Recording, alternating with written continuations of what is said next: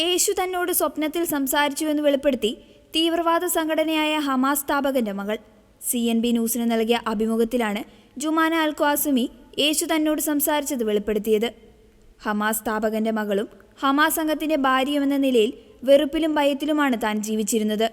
അപ്പോഴാണ് നീ എൻ്റെ മകളാണ്, ഭയപ്പെടേണ്ട എന്ന് യേശു തൻ്റെ സ്വപ്നത്തിൽ പറഞ്ഞതെന്നും ജുമാന അൽ ഖ്വാസിമി പറയുന്നു.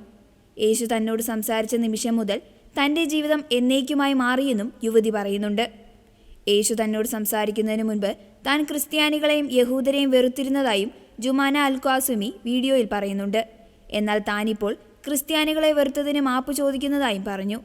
എല്ലാ ക്രിസ്ത്യാനികളെയും കൊല്ലണമെന്നാണ് ഞങ്ങൾ മുസ്ലിങ്ങൾ വിചാരിച്ചിരുന്നത്. യേശു നല്ലൊരു ദൈവമാണെന്നും എപ്പോഴൊക്കെ താൻ യേശുവിനെക്കുറിച്ച് ചിന്തിക്കുമ്പോൾ തൻ്റെ മനസ്സിൽ ആരൊക്കെയോ തന്നെ സ്നേഹിക്കാനുണ്ടെന്ന് തോന്നുന്നുണ്ടെന്നും ജുമാന അൽ ഖ്വാസിമി പറഞ്ഞു. ഒരു മുസ്ലിം ആയതിൽ തനിക്ക് സമാധാനമില്ലെന്നും വീഡിയോയിൽ പറയുന്നുണ്ട്. താൻ ആദ്യമായി യേശുവിൻ്റെ പേര് ഗൂഗിളിൽ സെർച്ച് ചെയ്തപ്പോൾ ഒരു പേജ് തുറന്നു വന്നുവെന്നും അതിലെ ആദ്യ വാക്ക് ശത്രുക്കളെ സ്നേഹിക്കുക എന്നതാണെന്നും യുവതി പറയുന്നുണ്ട്.